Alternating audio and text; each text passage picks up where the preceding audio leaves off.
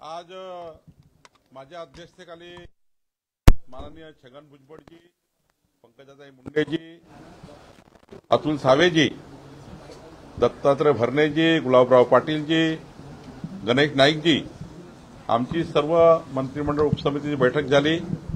या बैठकीमध्ये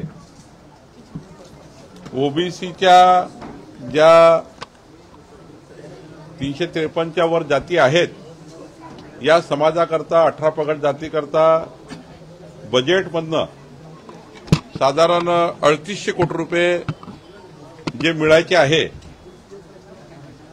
ते डिसेंबरच्या अधिवेशनामध्ये बजेटेड अमाऊंट जो आहे जवळपास 1200 कोटी तर नुसती शिष्यवृत्तीच थांबलेली आहे। तर 3800 कोटी रुपये जे बजेटेड आहे ते बजेटेड पैसे ओबीसी त्या ठिकाणी मंत्रालयाला मिळावे असा एक त्या ठिकाणी चर्चा झाली। सोबतच राज्यामधल्या ओबीसी समाजाचे जे हॉस्टेल्स आहे त्या ठिकाणी ग्रंथालय आहे किंवा शासकीय कार्यालय आहे या बांधकामाकरता एक कन्सल्टन्सी नेमून त्या ओबीसी समाजाकरता जे जागा पाहिजे आहेत त्या जागेचे प्रस्ताव जे आलेले आहेत त्या प्रस्तावाला तातडीने जागा उपलब्ध करणे हाही या ठिकाणी चर्चा झाली। तिसरं महत्वाचं ओबीसी समाजाकरता ज्या केंद्र सरकार राज्य सरकारच्या योजना आहेत त्या योजना समाजाच्या शेवटच्या व्यक्तीपर्यंत पोहोचल्या पाहिजे याकरता मेकॅनिझम तयार करण्याची चर्चा झाली। वित्त विभागाकडे काही विषय प्रलंबित आहेत त्या विषयाला तातडीने मार्गी लावण्याची चर्चा झाली। एकंदरीत जी कार्यकक्षा आहे त्या कार्यकक्षेमध्ये काय काय विषयाला समितीने काम करायचं यावर चर्चा झाली आणि सोबतच जे अत्यंत महत्वाचा जो आता जो संभ्रम जनतेच्या मनात आहे ओबीसी समाजामध्ये की आपला अन्याय होणार आहे, जे काही त्या ठिकाणी जो काही आता मराठा समाजाचं आंदोलन झालं त्यातून जो काही शासन निर्णय झाला त्यातून काही ओबीसी समाजावर अन्याय होणार आहे याबद्दलही आम्ही खूप वेळ चर्चा केली आणि या चर्चेमध्ये एकच भूमिका सर्वांची आहे की जे कुणबी नोंदी आहे त्या नोंदी जी काही जीआर प्रमाणे निघेल त्या शोधून त्या कुठल्याही चुकीच्या पद्धतीच्या नोंदी दाखवू नये, चुकीच्या पद्धतीच्या नोंदी कुठल्याही समितीने त्या मान्य करू नये। मग ते ग्राम समिती असेल किंवा वंशावळ समिती असेल किंवा आमचे एडीओ तहसीलदार असतील त्यांनी चुकीच्या नोंदीच्या आधारावर कोणतेही ओबीसीचे प्रमाणपत्र इश्यू करू नये।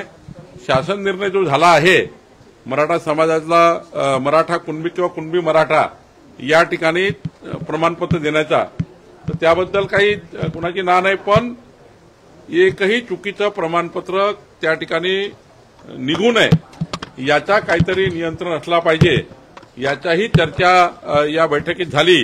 नाहीतर मग जीआरचा काहीतरी चुकीचा अर्थ काढून त्या ठिकाणी काहीतरी नोंदी घेतल्या हे होऊ नये। जे नियमात आहे जे मागासवर्गीय राज्य मागासवर्गीय आयोगाच्या दिशानिर्देशाप्रमाणे मराठा कुणबी किंवा कुणबी मराठा जो ओबीसीमध्ये घेतला आहे त्याप्रमाणे जे दिशानिर्देश आहे आणि जो काही जीआर आहे त्या जीआर प्रमाणे जाताना एकही खोटं प्रमाणपत्र किंवा खोट्या नोंदी किंवा खोटे प्रमाणपत्र याच्या आधारावर मात्र कुठल्याही एडीओ तहसीलदारनी चुकीचे प्रमाणपत्र देऊ नये। जे शासन निर्णय आहे की मराठा कुणबी किंवा कुणबी मराठा हे नोंद असेल तरच त्या ठिकाणी या ठिकाणी पुढे जावं असाच त्या ठिकाणी सर्वांचा एकमत होता, पण चुकीच्या नोंदी मात्र कुणी करू नये असं सर्वांचं या ठिकाणी चर्चा झाली आहे। काही त्या ठिकाणी शासन निर्णयाबद्दल संभ्रम होता, त्या शासन निर्णयाबद्दल पुढच्या उपसमितीच्या बैठकीत चर्चा होईल, पण आजच्या बैठकीत मात्र सर्वांनी येणाऱ्या काळामध्ये 18 प्रगत जाती ओबीसी समाजाला महाराष्ट्र सरकारच्या माध्यमातून संपूर्ण न्याय मिळावा, हक्काचा निधी मिळावा, हक्काचे सर्व त्या ठिकाणी जे काही ओबीसी समाजाचे सवलती आहेत त्या मिळाव्या। आणि एक अजून महत्वाचा निर्णय झाला, अण्णासाहेब पाटील महामंडळाची जशी योजना आहे विद्यार्थ्यांना व्यवसाय निर्माण करून देण्याकरता, रोजगार निर्मिती करता, तशी योजना ही ओबीसी मंत्रालयाने सुद्धा करावी असाही निर्णय या ठिकाणी झाला आहे। त्यामुळं राज्यातल्या ओबीसी समाजातल्या तरुण विद्यार्थ्यांना पुढच्या काळामध्ये अण्णासाहेब पाटील जसं महामंडळ आहे त्याप्रमाणे सर्वच ओबीसीचे महामंडळ या ठिकाणी तशी योजना राबवतील अशी योजना या ठिकाणी झाला आहे। पुढच्या उपसमितीच्या बैठकीमध्ये जे आज ठरलेलं आहे आणि एकदा छगन भुजबळ साहेबांच्या काळामध्ये जी उपसमिती होती, छगन भुजबळ साहेब अध्यक्ष असताना त्या उपसमितीने जे काही निर्णय घेतले होते त्या उपसमितीच्या निर्णयाचा ऍक्शन टेकन रिपोर्ट त्यांनी 12-13 निर्णय तेव्हा घेतले होते छगन भुजबळ समितीने, तर त्या समितीचा ऍक्शन टेकन रिपोर्ट आजपर्यंत आला नाहीये। त्या कुठल्या त्याच्यावर ऍक्शन झाल्या, कुठले त्यात बैठकीत जे उपसमितीच्या बैठकीत जे निर्णय झाले होते त्यावर ऍक्शन टेकन रिपोर्ट मागितलेला आहे। सर, मात्र छगन भुजबळ कुठेतरी नाराज आहेत। त्यांनी काल देखील मुख्यमंत्र्यांना पत्र लिहिलं होतं की ओबीसीवर कुठेतरी हा अन्यायच होणार आहे, त्यामुळे कोर्टात जाणार असं त्यांनी वारंवार स्पष्ट केलेलं आहे। त्यामुळे या बैठकीत जो जीआर मध्ये जो शब्द आहे त्यावर काही शब्दांवर आक्षेप घेतले असं देखील कळतं। नाही, घेतलाय ना त्यांनी सांगितलं की 2 शासन निर्णय वेगवेगळ्या पद्धतीचे त्यांनी सांगितले की त्या शासन निर्णयामध्ये त्यांना संशय आहे, त्यांना आम्ही त्या ठिकाणी पूर्ण शासन निर्णय त्यांनी वाचला, आम्ही वाचला, आमच्या सामाजिक न्यायाचे जे सचिव आहेत त्यांनी त्या ठिकाणी वाचन केलं। पण आमचा सर्वांचा आजच्या बैठकीमध्ये एकच महत्वाचा विषय होता, चुकीच्या पद्धतीच्या नोंदीच्या आधारावर कुठल्याही अधिकाऱ्यांनी चुकीचे प्रमाणपत्र देऊ नये। शासन निर्णय जो आहे की ज्याच्याकडे नोंदी आहे, एखाद्या वेळेस गाव समिती किंवा कुठलीही समिती कुठल्याही प्रेशरखाली किंवा कुठल्याही दबावाखाली कुठलंही प्रमाणपत्र देऊन त्याच्या आधारावर एडीओ किंवा तहसीलदार जे काही प्रमाणपत्र इश्यू करणार आहे त्यांनी मात्र जसं व्हॅलिडिटी करताना आपण व्हॅलिडिटीचे नियम आहे, कास्ट सर्टिफिकेट द्यायचे नियम आहे की कुठली कास्ट सर्टिफिकेट देताना काय काय डॉक्युमेंट बघितले पाहिजे, ते सर्व डॉक्युमेंट बघूनच आणि शासन जो निर्णय झाला आहे मराठा समाजांना कुणबी नोंदी ज्यांच्या आहे त्यांना ओबीसी देण्याबद्दलचा, त्या शासन निर्णयाचं पालन होतं की नाही याचंही मात्र नियंत्रण केलं गेलं पाहिजे, याचंही त्या ठिकाणी नियंत्रण काहीतरी झालं पाहिजे असंही समितीचं मत त्या ठिकाणी होतं। हैदराबाद गॅजेटमध्ये ज्या नोंदी नाहीत अशा मराठ्यांना सुद्धा प्रमाणपत्र द्या अशी एक नवी मागणी आता जरांगे पाटील पुन्हा नाही, असं नाही आहे। शासन निर्णयामध्ये स्पष्टता आहे की कुठली तरी जशी एखादं ॲफिडेव्हिट दिल्यावरही कुठल्या तरी ब्लड रिलेशनमध्ये तुम्हाला कुणबी जातीचा प्रमाणपत्र मिळाला आहे किंवा कुणबी जातीची नोंद आहे, शेवटी ॲफिडेव्हिट दिल्यानंतर मात्र त्यांना ॲफिडेव्हिट सोबत ज्यांचे नातेसंबंध आहे त्या नातेसंबंध असणाऱ्या व्यक्तीचा काहीतरी पुरावा कुणबी असल्याचा हा जोडून ते वंशावळ समितीकडे आणि वंशावळ समितीने मग एडीओकडे या ठिकाणी द्यायचा आहे। त्यामुळं कधी कधी कुठल्याही प्रेशरमध्ये जाऊन कुठलंही प्रमाणपत्र येऊ नये। जे नियमानी प्रमाणपत्र आहे, जे कुणबी नोंदी आहे त्यांनाच मात्र प्रमाणपत्र मिळावं असा त्या जीआरचा अर्थ आहे। छगन भुजबळांना जेलमध्ये टाकण्यात यावं असं देखील मनोज जरांगे पाटील म्हणतात, त्यामुळे कसं बघताय? कारण की ज्या पद्धतीने खरं तर छगन भुजबळ याला वारंवार विरोध करतात, त्यामुळे जरांगे पाटील म्हणतात की त्यांना आता जेलमध्येच टाकावं। नाही, जरांगे पाटील काय बोलले, त्यांच्या म्हणण्यावर कुणाकुणाला जेलमध्ये टाकायचं आहे हे आता राजकीय भाग होईल, त्यामुळे मी काही राजकीय बोलणार नाही। मी समितीचा अध्यक्ष आहे, त्यामुळं कुणी राज्यामध्ये समाजामध्ये तेढ निर्माण होणार नाही। राज्यामध्ये ओबीसी मराठा समाज अमोरासमोर येणार नाही। समाजामध्ये असं कोणी वातावरण तयार करू नये, ओबीसी मराठा असे वातावरण तयार करू नये। नियमान्याय त्या गोष्टी सरकार करत आहे आणि मला विश्वास आहे माननीय मुख्यमंत्र्यावर। माननीय मुख्यमंत्री देवेंद्र फडणवीसजीवर ओबीसी समाजाचा विश्वास आहे की माननीय मुख्यमंत्री देवेंद्र फडणवीसजी ओबीसी समाजावर कुठलाही अन्याय करणार नाही आणि मराठा समाजामध्ये ज्या कुणबी नोंदी आहे त्यांच्याबद्दलही जो स्पष्टता आहे त्याबद्दलही कुठलाही चुकीचा निर्णय होणार नाही. या समितीचा ओबीसीच्या मंत्रिमंडळ उपसमितीचा संपूर्ण विश्वास मुख्यमंत्र्यावर आहे. महाराष्ट्रातल्या 18 पगड जातीचा विश्वास देवेंद्र फडणवीसजीवर आहे. त्यामुळं कुठलाही ओबीसीवर अन्याय होणार नाही याचा मला विश्वास आहे. 58 सापडलेल्या आहेत. श्वेतपत्रिका 58 लाख नोंदी सापडल्यात त्याची श्वेतपत्रिका काढण्यात यावी असा सुद्धा एक मुद्दा आल्याच पाहिजे. नाही, 58 लाख नोंदी कुठल्या आहेत? शिंदे समितीने सर्व नोंदी तपासून सर्व नोंदीचा संपूर्ण सर्वेक्षण करून त्या नोंदीबद्दलचा संपूर्ण अहवाल मंत्रिमंडळासमोर सादर केलेला आहे. त्यामुळे एकदा मंत्रिमंडळासमोर शिंदे समितीने अहवाल सादर केला की तो अहवाल क्लोज होतो. तो अहवाल रिओपन होऊ शकत नाही. ऑलरेडी शिंदे समितीने मंत्रिमंडळासमोर किती नोंदी याच्याबद्दलचा ऑलरेडी अहवाल सादर केला आहे. आता 58 लाख वगैरे जो विषय आणताय हा वेगळा विषय आहे. पण ऑलरेडी कुणबी समिती शिंदे साहेबांनी एकनाथ शिंदे साहेबांनी तयार केली होती. त्या समितीचा रिपोर्ट गव्हर्नमेंटकडे आहे. त्यामुळे आता ते रिओपन होऊ शकत नाही. त्याच्यामध्ये आता हे जे नवीन आपण म्हणतो हैदराबाद गॅजेट याच्यामध्ये काय म्हटलं आहे?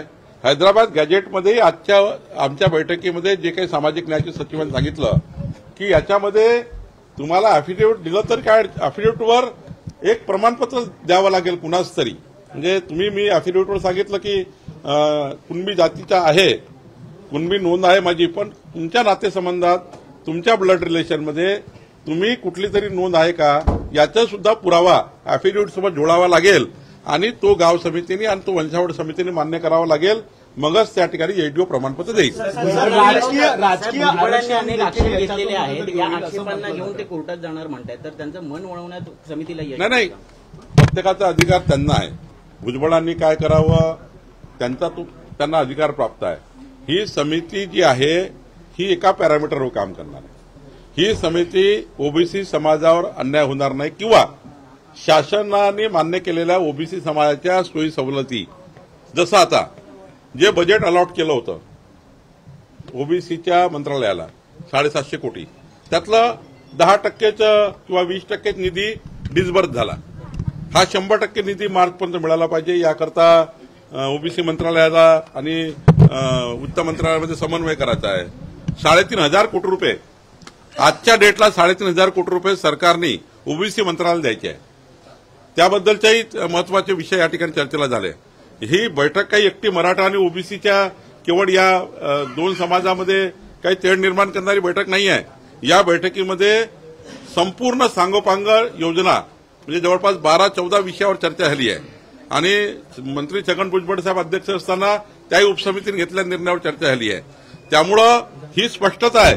ही मंत्रिमंडळ उपसमिती महाराष्ट्राच्या 18 पगड जाती 12 बोलतेदार समाजाला न्याय देण्याकरता आमचं सरकार देवेंद्र फडणवीस सरकार एकनाथजी अजितदादासोबत आम्ही या ठिकाणी या ओबीसी समाजाला न्याय मिळवून देण्याकरता या समितीची जी कॅबिनेट सब कमिटीची पूर्ण काम त्यावर आम्ही करणार आहोत. राजकीय प्रश्न असा आहे की दोन्ही बंधू जे आहेत ते पुन्हा एकदा एकत्र आले ठाकरे आणि मुंबई महापालिकेच्या अनुषंगाने त्यांनी मोर्चे बांधणी आता सुरू केलेली आहे.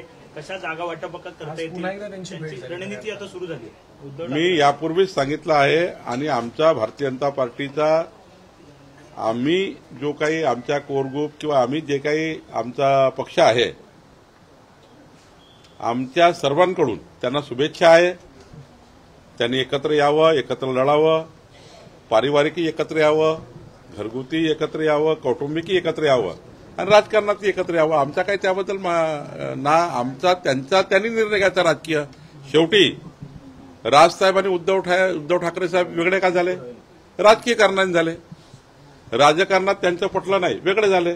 आता राजकारणात त्यांचं पटायला लागलं, एकत्र आले. त्याच्याबद्दल आमचा तिसऱ्यांचा बोलाचा काय अधिकार आहे? याच्या मधात वेगळे झाले कुठल्या कारणाने झाले होते? राजकीय कारणाने झाले होते. एकत्र का आले तर राजकीय कारणांनी आले. त्याच्या मधात बावनकुळेचा का प्रश्न आहे? सर, उपराष्ट्रपती पदाची निवडणूक उपराष्ट्रपती पदाची निवडणूक पार पडलेली आहे.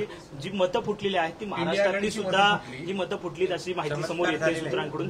तर जे विरोधक आहेत किंवा महाविकास आघाडीतले नेते आहेत त्यांचं म्हणणं आहे की तुम्ही मतं फुटली असं म्हणताय, मग त्याचे पुरावे द्या. मुख्यमंत्र्यांनी कालच म्हटलं होतं की आगे आगे देखो होत आहे का, कुठेतरी याला जोर. या देशातल्या 140 कोटी जनतेचं, या देशातल्या निवडून आलेल्या लोकप्रतिनिधी खासदाराचं, राज्यसभेच्या आणि लोकसभेच्या खासदाराचं प्रचंड विश्वास, भारताच्या विकासाचा विश्वास, देशाच्या विकासाचा विश्वास माननीय प्रधानमंत्री मोदीजीवर आहे.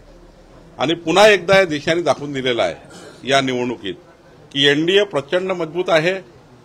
उलट ज्यांनी या राष्ट्रपती उपराष्ट्रपती पदामध्ये आम्हाला एनडीएचे मतं फोडायची आहे, एनडीएचे मतं आम्ही तोडू आणि आमचा उपराष्ट्रपती निवडून आणू, त्यांनी असं म्हटलं होतं. त्यांनी अशा वल्गना केल्या होत्या. खरं तर त्यांनी आता महाविकास आघाडीच्या नेत्यांनी आणि वरच्या त्यांच्या संपूर्ण राहुल गांधींनी आता आत्मपरीक्षण केलं पाहिजे की अवैध मतं कुणाची आहेत. त्यानंतर त्यांना कमी जे 300 मतं मिळाले, कमी मतं का मिळाले, कुणाचे मतं गेलेत. मला असं वाटतं की ते अजूनही आत्मपरीक्षण करत नाही आहे. लोकप्रतिनिधी मोदींच्या मागे आहे, खासदार मोदींच्या मागे उभे आहेत, लोकसभा मोदींच्या मागे उभी आहे, राज्यसभा मोदींच्या मागे उभी आहे. आणि पुन्हा हे सिद्ध झालं आहे की या देशामध्ये भारताच्या विकासाचा जर केंद्रबिंदू काय आहे तर माननीय पंतप्रधान मोदीजी आहे. हे राज्यसभेच्या लोकसभेच्या खासदारांनी पुन्हा एकदा सरकार एनडीएला मतदान करून दाखवून दिलेलं आहे. त्यामुळे त्यांना आत्मपरीक्षण करायचं आहे. ते आता उलटे पडलेले आहेत. त्यांना त्यांचे मतं तपासायचे, जे कोणते मतं कुठे गेले हे त्यांनी आता आत्मपरीक्षण केलं पाहिजे. जनसुरक्षेच्या मुद्द्यावरून महाविकास आघाडी जी आहे ते राज्यभर आंदोलन करते. सुप्रिया सुळे सुद्धा आंदोलनात सहभागी झालेल्या पुण्यामध्ये आपल्याला पाहायला मिळाल्या. जनसुरक्षा कायद्याचा जो ड्राफ्ट तयार झाला त्याचे तुम्ही अध्यक्ष होतात त्या समितीचे, काय करते? जनसुरक्षा विधेयकाच्या कायद्याच्या संयुक्त समितीचा अध्यक्ष मी होतो. आणि त्या समितीमध्ये नाना पटोलेजी, विजय वडेट्टीवारजी, शशिकांत शिंदेजी, त्यानंतर शिवसेनेचे सर्व, उद्धव ठाकरे गटाचे भास्कर जाधव, त्यानंतर राष्ट्रवादीचे जयंत पाटील साहेब, आव्हाडजी, जितेंद्र आव्हाडजी सर्व होते. त्यांनी मांडलेल्या प्रत्येक मुद्द्याचं सविस्तर प्रेझेंटेशन जॉईंट सिलेक्शन कमिटीसमोर झालं आणि त्यांनी समाधान व्यक्त केलं. आणि समाधान व्यक्त करून हा जो कायदा तयार झाला आहे हा केवळ जे नक्सलाइट मुवमेंट आहे याच्याकरता येणारी पिढी ही बळू नये आणि नक्सलाइट मुवमेंटला ज्या पद्धतीचा सपोर्ट मिळतो आहे तो सपोर्ट शोधून काढावा. अशा काही संघटना ज्या अजूनही माओवादी विचार, नक्सलाइट विचाराला समर्थन करणाऱ्या आहेत त्या संघटना यातून बॅन कराव्या. याकरता अत्यंत प्रामाणिकपणे या राज्याच्या नक्सलाइट विचाराला बाहेर काढण्याकरता, नक्सलिझम खतम करण्याकरता हा त्या ठिकाणी विधेयक आलेला आहे. एकीकडे सर्वांनी समर्थन केलं आहे. माझ्याकडे हजेरी आहे, हजेरी पुस्तकावर कुठल्या कुठल्या बैठकीत कोण कोण हजर होता आणि त्यांनी काय काय मांडलं आहे. त्यामुळे आता त्यांना हा अधिकार नाही आहे. आता फक्त निवडणूक तोंडासमोर ठेवून येणाऱ्या स्थानिक स्वराज्य संस्थेच्या निवडणुकीचं राजकारण त्यांना करायचं आहे, म्हणून ते मोर्चा काढतायत. सर, हिंदी में बता दिए, आज अहम बैठक हुई, किन मुद्दों पर चर्चा की और क्या छगन भुजबल की नाराजगी को दूर करने में आपको कामयाबी मिली? आज ओबीसी कैबिनेट सब कमेटी की बैठक हुई. उस बैठक में छगन भुजबल जी, पंकजा मुंडे जी, अतुल सावे जी, गणेश नाइक जी, दत्ता भरने जी, गुलाबराव पाटिल जी, हम सब कैबिनेट सब कमेटी के सारे मेंबर थे. सबने मिलकर जो ओबीसी समाज की जो डिमांड्स है वो डिमांड पे चर्चा की, जिसमें सबसे बड़ी डिमांड है कि 3,500 करोड़ जो अभी ओबीसी की समाज के लिए जो बजटेड अमाउंट है लेकिन वो अभी तक ओबीसी मंत्रालय को नहीं मिला है, उसको आने वाले बजट में उसके लिए बजट में उसका प्रावधान हो, वो निधि वो जो फंड्स है उसका डिसबर्समेंट हो, इसके लिए चर्चा की. उसके बाद जो ओबीसी समाज के हॉस्टल्स है ओबीसी समाज के जो वहां पर उनके ऑफिसेस है उनके लिए जगह देने का निर्णय हुआ। साथ साथ में अन्ना साहेब पाटिल ये जो महामंडल है जिनके माध्यम से युवकों को व्यवसाय मिलता है, उसी तरह की योजना ओबीसी समाज के लिए भी की जाए, उसके लिए भी चर्चा हुई। और साथ साथ में छगन भुजबल जी जब ओबीसी समाज के कैबिनेट सब कमेटी के चेयरमैन थे, वो समय कुछ निर्णय हुए, उनका भी एक्शन टेकन रिपोर्ट अगले समिति में लाने के लिए बोला है, अगले बैठक में लाने के लिए बोला है। उसके साथ साथ आज के बैठक में जो मराठा समाज के आंदोलनों को लेकर एक निर्णय हुआ था, जीआर निकला था, उस जीआर में उसकी भी चर्चा लंबी हुई।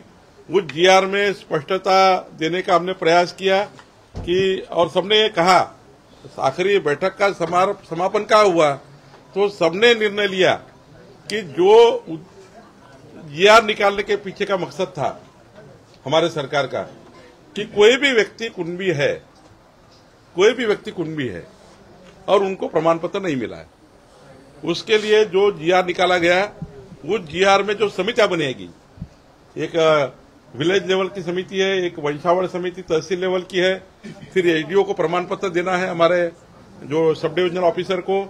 तो ये जो प्रमाण पत्र देने वाले हैं, पहली कमेटी से गांव समिति से लेकर एडीओ तक, ये प्रक्रिया में कोई भी गलत तरह का प्रमाण पत्र नहीं इश्यू होना चाहिए। जो प्रमाण पत्र इश्यू होगा, जो कास्ट सर्टिफिकेट इश्यू होगी, वो नियम से होगी, इसके लिए भी नियंत्रण होना चाहिए, ये कैबिनेट सब कमेटी का कहना था। और वो नियंत्रण क्या है, तो हमारे प्रांत एडीओ होते हैं, उन्होंने देखना चाहिए कि अगर एफिडेविट भी आता है, मैं आपका रिलेटिव है, एफिडेविट आता है, तो एफिडेविट के साथ जिनका रिलेटिव है उनका कम से कम कुणबी जाति का प्रमाण पत्र, ब्लड रिलेशन का कुणबी जाति का प्रमाण पत्र होना चाहिए। ये नियंत्रण भी इसके ऊपर रहना चाहिए, नहीं तो कोई भी जाके कल इतनी सर्टिफिकेट गलत निकली है, फिर उसका एक कोई व्हाइट बुक निकालो, फिर उसकी एक पूरी इंक्वायरी करो, ये नहीं होना चाहिए।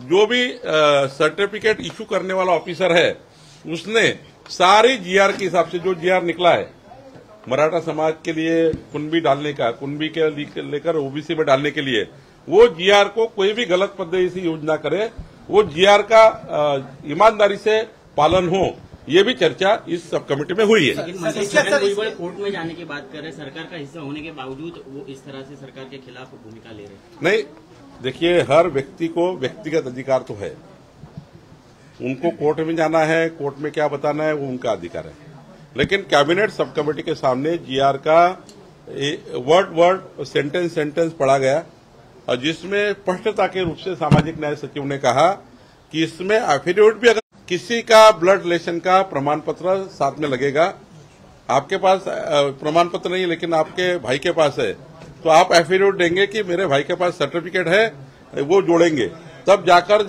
हमारे जो अधिकारी है वो सर्टिफिकेट देंगे, इसे मिलना चाहिए। यही भूमिका कैबिनेट सब कमेटी की है, और मुझे लगता है मराठा सब कमेटी जो कैबिनेट की है, उनका हिसाब से जो जीआर निकला, वो जीआर का अर्थ भी ऐसा ही निकलता है। सर, इसके अलावा नेपाल जैसी स्थिति भारत की भी हो सकती है, अलर्ट रहने की, तो इस तरह की बात संजय राउत ने कही है, एक तरह से डर जता रहे कि यहाँ पे भी वैसे ही होगा। अब संजय राउत को शायद वो नेपाल जाके आए क्या, मुझे मालूम नहीं, नेपाल में दौरा किया क्या उन्होंने, मालूम नहीं मुझे। कहाँ नेपाल, कहाँ भारत देश, कहाँ संस्कृति को देखते हैं आप। भारत की संस्कृति ऐसी है, भारत में 140 करोड़ लोग जिस संस्कार के हैं, ये संस्कार ऐसे है, ये भगवान प्रभु रामचंद्र का देश है, भगवान श्री कृष्ण का देश है, भगवान तथागत गौतम बुद्ध का देश है। ये देश में संस्कार क्या है, और ऐसे कोई हमारी जो महामानव डॉक्टर बाबा साहेब आम्बेडकर जी ने जो संविधान बनाया है, वो इतना मजबूत बनाया है कि हमारी जो संविधान है पूरा विश्व इसका अनुकरण कर रहा है। 140 करोड़ भारतीय जिस संविधान से जुड़े हुए हैं, जिस संविधान को लेकर काम करते हैं, हमारे प्रधानमंत्री जी संविधान को लेकर जिस प्रकार से देश को मजबूत कर रहे हैं, संजय राउत जी जरा ऐसी अराजकता निर्माण करने वाली भाषा आपको जस्ती नहीं है। नेपाल भारत बनेगा, नेपाल जैसी स्थिति भारत में बनेगी, ऐसी अराजकता निर्माण करने वाली बात इस भारत देश में नहीं करनी चाहिए। और भारत देश के इस जो ये संविधान है, ये संविधान से हमारा भारत देश इतना मजबूत है कि संजय राउत जी, ये आपका जो आपके मन में आता है, रात में मुझे मालूम नहीं उनको क्या दिखता है, सवेरे बोलते हो, तो मुझे लगता है कि ऐसा नहीं बोलना चाहिए। सर, पश्चिम महाराष्ट्रातील लोकांमध्ये एक संभ्रम आहे की त्यांना सातारा गॅजेटप्रमाणे जात प्रमाणपत्र मिळणार आहे, दुसरीकडे बेळगाव जे गॅजेट आहे त्याच्याप्रमाणे ते मिळणार की नाही मिळणार याबाबत संभ्रम आहे। राज्य मागासवर्ग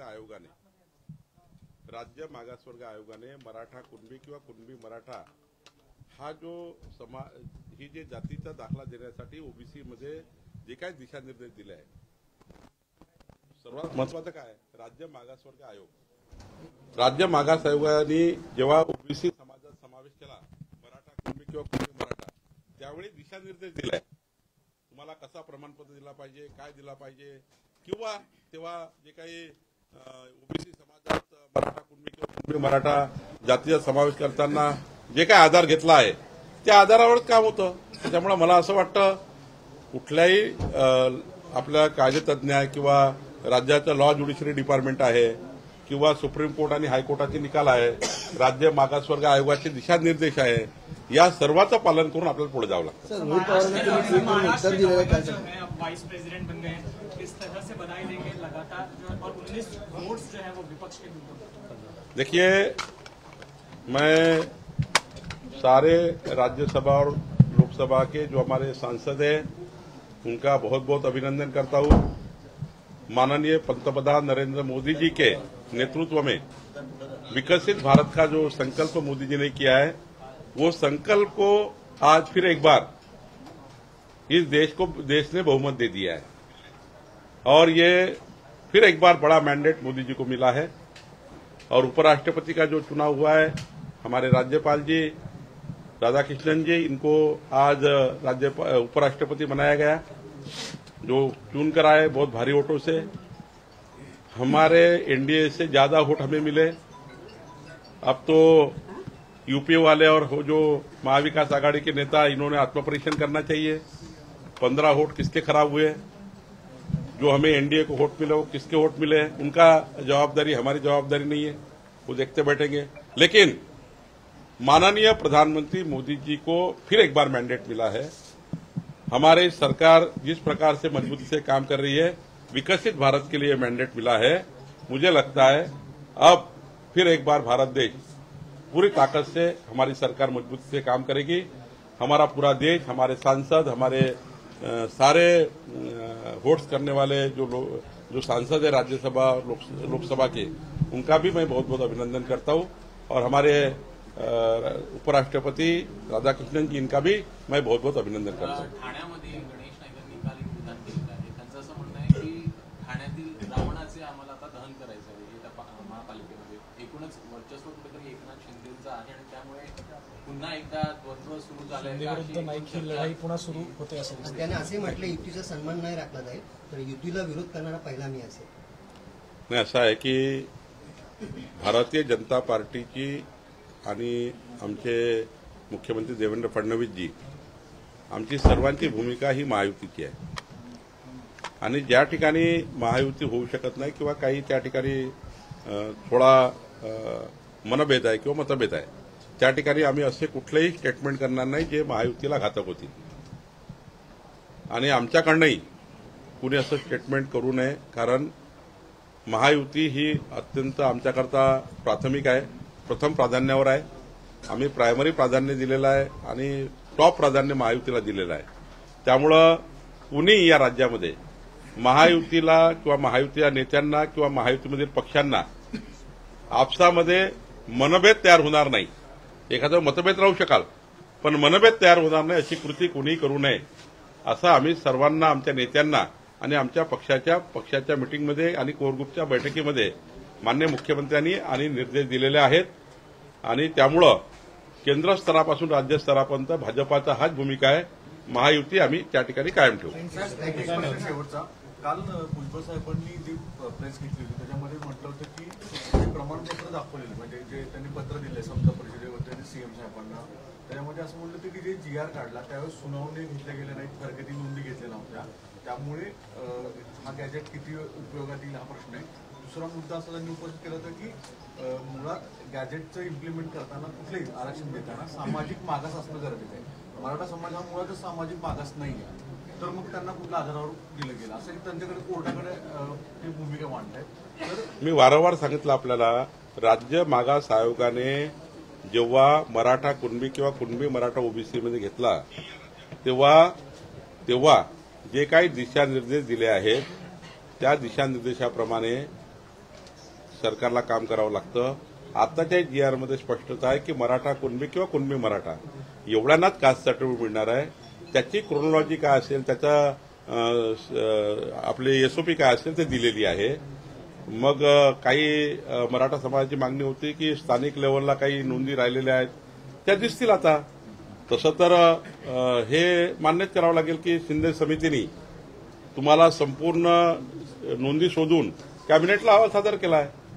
तसं तर ते क्लोज झालेलं आहे.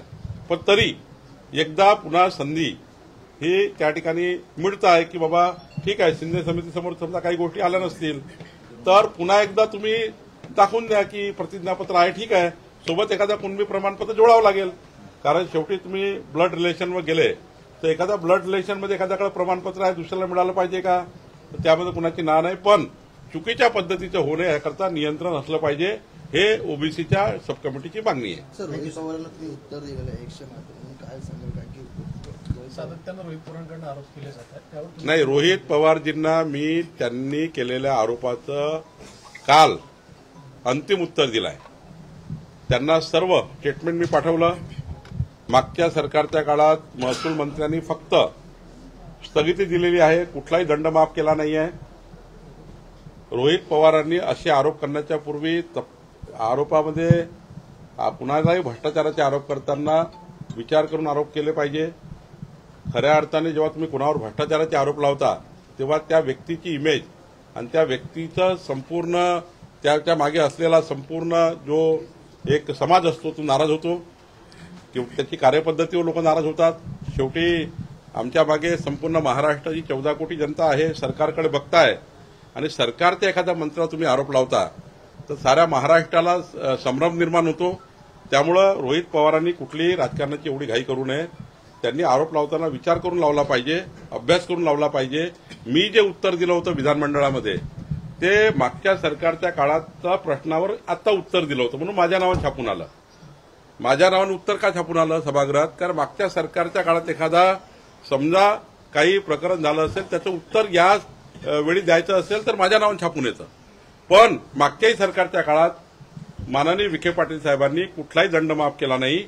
माननीय विखे पाटील साहेबांनी त्या ठिकाणी फक्त त्याला स्थगिती दिलीत आणि तपासणी करा असं म्हटलेलं आहे आणि याची पूर्ण तपासणी चालू आहे. अजूनही केस माझ्या कोर्टामध्ये त्याचं हिअरिंग सुरू आहे. एक हिअरिंग आता मागच्या आठवड्यात झाला आहे आणि मी कुठल्याही प्रकारचा दंड माफ केला नाही, विखे पाटलांनी केला नाही. मात्र यानंतर या राज्यामध्ये कुठल्याही मंत्र्यावर किंवा सरकारवर भ्रष्टाचाराचे आरोप करायचे असेल तर ते भ्रष्टाचार झाला असं तरच केले पाहिजे. असे चुकीचे आरोप करून तोंडावर पडू नये असं मला वाटतं.